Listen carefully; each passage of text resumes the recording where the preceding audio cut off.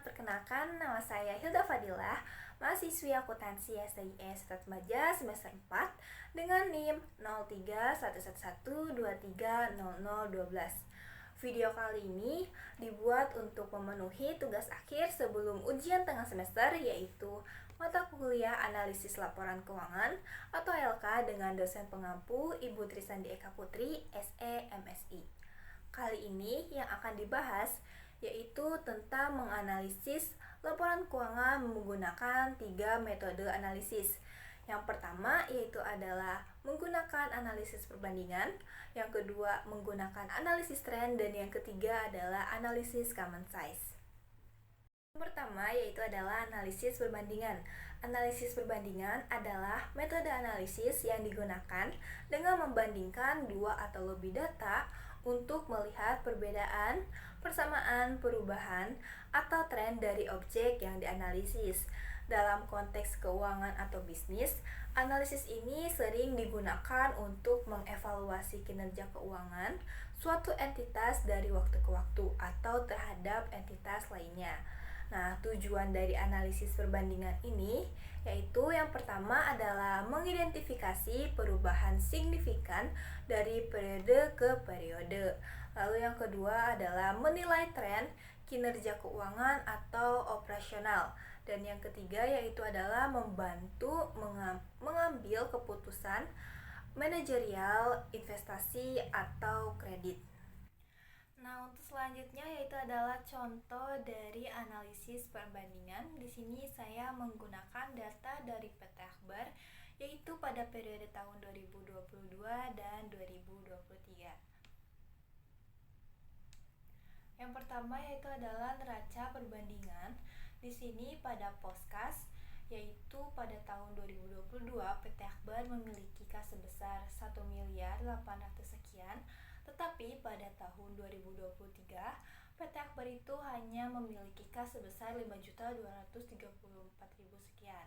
Nah, jadi PT Akbar itu mengalami penurunan kas sebesar 1.837.000.000 sekian, yaitu sebesar 99,72% dari tahun 2022. Di sini penurunannya sangat signifikan ya. Lalu pada kas piutang, di sini PT Akbar itu mencatat transaksi piutang pada tahun 2022 itu sebesar 9 miliar. Tetapi pada tahun 2023 PT Akbar tidak mencatat piutangnya. Jadi di sini dianggap PT Akbar itu mengalami penurunan piutang sebesar 9.936.000.000 ini, yaitu 100% dari tahun 2022.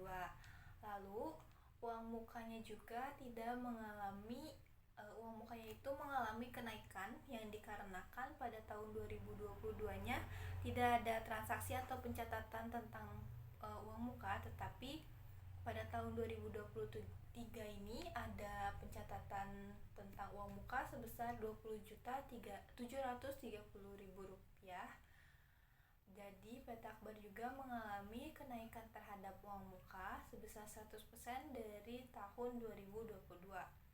Lalu di sini terjadi penurunan pada aktiva tetap. Sebesar 13.618.541.160 rupiah. Dari pada tahun 2022 itu total aktiva tetapnya itu adalah 17.479.000.000 sekian 500. Tetapi pada tahun 2023 total aktiva tetapnya itu hanya 3.860.958.000 atau sebesar 77,78% dari tahun 2022. Penurunan ini bisa disebabkan karena adanya pemakaian terhadap aktiva tetap. Lalu terjadi kenaikan hutang yang diakibatkan oleh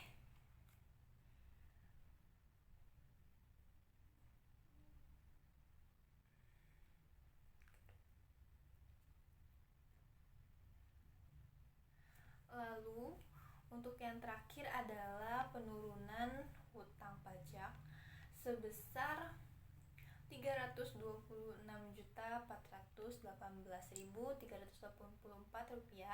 atau sekitar 16% atau 17% dari tahun 2022, di mana pada tahun 2022 itu nominalnya sebesar 1.911.000.000 sekian, tetapi pada tahun 2023 itu menjadi 1.605.000.000 sekian. Nah, untuk selanjutnya yaitu adalah laba rugi perbandingan, di mana pada pos penjualan bersih PT Akbar itu mengalami penurunan, yaitu pada tahun 2022 penjualan bersihnya sekitar 32 miliar, tetapi pada tahun 2023 penjualannya hanya 5 miliar saja. Di sini PT Akbar mengalami penurunan penjualan sebesar 22 miliar atau sekitar 70% dari tahun 2022 dengan rasio 0,30. Nah, di sini juga harga pokoknya mengalami untuk penjualan itu biasanya mengalami penurunan karena produknya tidak laku di pasaran atau kurangnya iklan terhadap produk tersebut. Nah, untuk yang kedua yaitu adalah penurunan terhadap harga pokok penjualan, di mana pada tahun 2022-nya itu harga pokoknya ada 29 miliar, tetapi pada tahun 2023 harga pokoknya itu hanya 9 miliar. Di sini mengalami penurunan sebanyak 20 miliar atau setara dengan 69% dengan rasio 0,31. Nah, penurunan ini atau penurunan harga pokok ini terjadi disebabkan karena harga beli dari persediaan barang dagang mengalami penurunan. Lalu ada penurunan pada laba kotor, di mana pada tahun 2022 laba kotor PT Akbar itu sekitar 3.300.000.000, tetapi pada tahun 2023 hanya 596.000.000. Jadi penurunan tentang laba kotornya sangat signifikan, yaitu sebesar 2.773.000.000 atau setara dengan 82,30%, yaitu dengan rasio 0,18. Kalau misalnya dilihat dari laba kotor ini, sudah dipastikan kalau kita misalnya lihat ke bawah itu PT Akbar itu akan mengalami kerugian karena dua pos saja PT Akbar itu terus mengalami penurunan.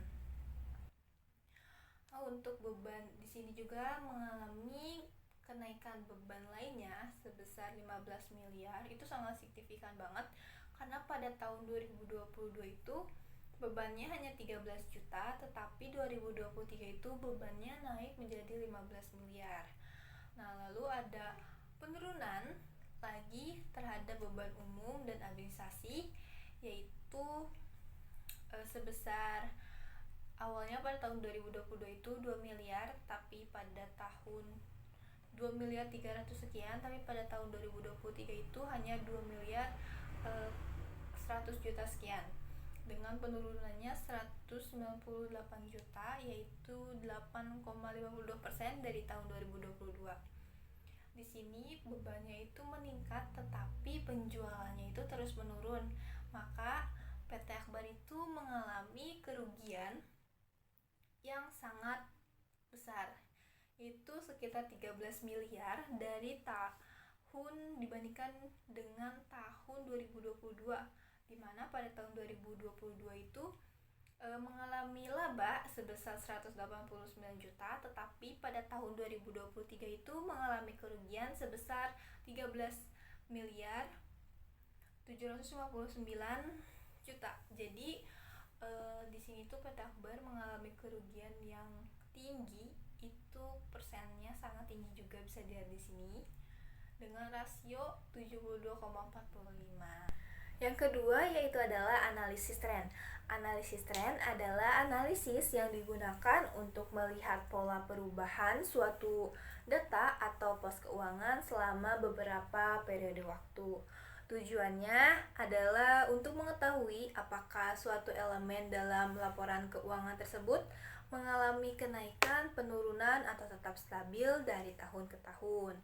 Nah, ciri-ciri analisis tren ini yaitu menggunakan data historis, yaitu minimal 2 periode, biasanya menggunakan 3 atau 5 tahun atau lebih. Nah, tapi di dalam analisis ini saya akan menggunakan 2 tahun saja. Lalu menentukan satu periode sebagai tahun dasar dan menghitung persentase perubahan tiap tahun yang dibandingkan dengan tahun dasar. Nah, untuk selanjutnya yaitu adalah contoh analisis tren. Untuk datanya masih sama, yaitu dari PT Akbar, dan periode tahun yang sama, yaitu tahun 2022 dan 2023. Pada analisis tren ini memiliki rumus juga, yaitu tahun yang akan dianalisis dibagi dengan tahun dasar. Di sini tahun dasarnya yaitu adalah 2022 dan tahun tren yang akan dianalisis yaitu 2023 dikali dengan 100%. Nah, pada Poskas itu trennya 0,3% saja, yaitu dari 5.234 sekian dibagi dengan 1.800 sekian, di mana interpretasinya kas yang ada pada akhir tahun 2023 itu sebesar 0,3% dari kas yang ada pada tahun 2022. Lalu uang kas akhir tahun 2023 itu turun sebanyak 99,7% jika dibandingkan dengan uang kas akhir tahun 2022. Dan uang kas akhir tahun 2023 juga berjumlah 99,7% lebih kecil dari uang kas tahun 2022. Nah, yang kedua adalah total aktiva. Total aktiva di sini mengalami penurunan juga, di mana trennya itu hanya 13% dari tahun 2022, di mana total aktiva tahun 2023 itu turun sebanyak 87% dibandingkan dengan total aktiva tahun 2022, dan total aktiva tahun 2023 berjumlah 87% lebih kecil dari tahun 2022.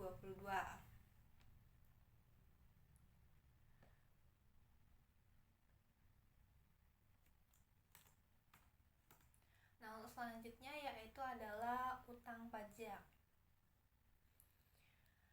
di mana utang pajak di sini mengalami penurunan ya, dan trennya itu hanya 83% dihitung dari 1.605 juta dibagi dengan 1.900 juta. Nah, untuk interpretasinya, utang pajak pada akhir tahun 2023 itu sebesar 83% dari utang pajak pada tahun 2022, dan utang pajak pada tahun 2023 itu turun sebanyak 17% jika dibandingkan dengan tahun 2022, dan utang pajak tahun 2023 berjumlah 17% lebih kecil dibandingkan dengan tahun 2022.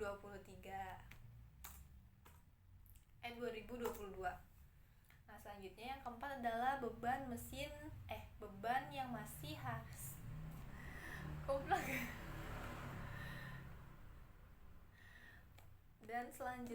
dan selanjutnya adalah beban yang masih harus dibayar,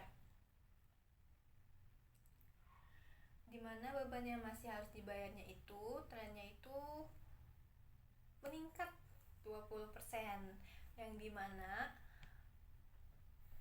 itu hasil dari 293 juta dibagi dengan 240 juta. Jadi interpretasinya yang pertama yaitu beban masih harus dibayar pada akhir tahun 2023 itu sebesar 120% dari beban masih harus dibayar pada tahun 2022, dan beban masih harus dibayar pada tahun 2023 ini naik sebanyak 20% dibanding tahun 2022, dan lebih besar sebanyak 20% dibanding dengan tahun 2022. Nah, untuk selanjutnya yaitu adalah jumlah liabilities. Jumlah liabilities atau liabilitas di sini jumlahnya itu mengalami penurunan yang signifikan. Jadi trennya itu hanya 15%, di mana jumlah liabilitas pada tahun 2023 itu sebesar 15% dari jumlah liabilitas pada tahun 2022. Jumlah liabilitas pada tahun 2023 juga turun sebanyak 85% jika dibandingkan dengan tahun 2022, dan jumlah liabilitas pada tahun 2023 itu 85% lebih kecil dibandingkan dengan tahun 2022. Lalu yang ketiga adalah analisis common size. Analisis common size adalah teknik dalam analisis laporan keuangan yang digunakan untuk membandingkan pos-pos dalam laporan keuangan dengan total kategori tertentu dan dinyatakan dalam persentase. Terdapat dua jenis analisis common size. Yang pertama adalah analisis laporan neraca dan laporan laba rugi. Untuk laporan neraca yaitu perbandingannya dengan total aktiva atau total pasiva, sedangkan untuk laporan laba rugi yaitu perbandingannya dengan penjualan bersih. Dalam neraca common size dinyatakan setiap pos adalah persentase dari total aset, sedangkan dalam laporan laba rugi setiap pos dinyatakan sebagai persentase dari penjualan bersih. Nah, selanjutnya adalah contoh dari analisis common size. Di sini sudah ada tabelnya di mana pos pada kas common size tahun 2022 itu hanya 6,29% dari total aset. Nah, jadi ini tuh didapat dari mana? Dapat dari 1,842 miliar dibagi dengan 29,308 miliar, yaitu jadi kasnya itu hanya 6% dari total asetnya. Nah, pada tahun 2023 kas itu hanya 0,13% dari total asetnya, yaitu hanya 5 jutaan. Lalu yang kedua adalah utang pajak. Utang pajak tahun 2023 itu sebesar 6,59% dari total aset, yaitu sekitar 1,9 miliar. Dan pada tahun 2023 itu utang pajaknya sebesar 41,30% dari total aset yang dimiliki PT Akbar. Nah, untuk selanjutnya yaitu adalah beban masih harus dibayar. Beban yang masih harus dibayar yaitu pada tahun 2022 itu sebesar 0,84% dari total aset. Lalu untuk tahun 2023 itu adalah 7,56% dari total aset pada tahun 2023.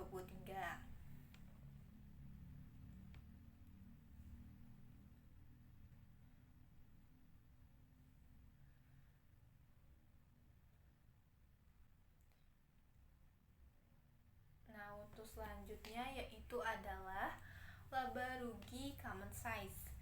Nah, untuk selanjutnya yaitu adalah laba rugi common size, analisis common size. Nah, di mana setiap pos yang ada di laba rugi itu adalah bagian dari persentase penjualan bersih. Yang sebagai contoh, yang pertama harga pokoknya itu hanya sekitar 89% atau 90% dari penjualan. Jadi harga pokok pada tahun 2022 ini hanya 29 miliar dari 32 miliar. Nah, lalu pada tahun 2023 itu hanya 93% atau 94% dari penjualan, di mana total penjualannya itu 9 miliar 700 sekian. Tetapi harga pokok yang digunakannya itu hanya 9 miliar 159 juta. Nah, untuk laba kotornya pada tahun 2022 itu hanya 10% dari total penjualan bersih. Nah, pada tahun 2023 itu hanya 6,11% dari penjualan bersih. Lalu beban administrasi umumnya hanya 7,1% dari penjualan. Lalu pada tahun 2023 itu 21,88 atau 22% dari total penjualan. Mungkin sekian analisis yang bisa saya sampaikan. Kurang lebihnya mohon dimaafkan. Wassalamualaikum warahmatullahi wabarakatuh.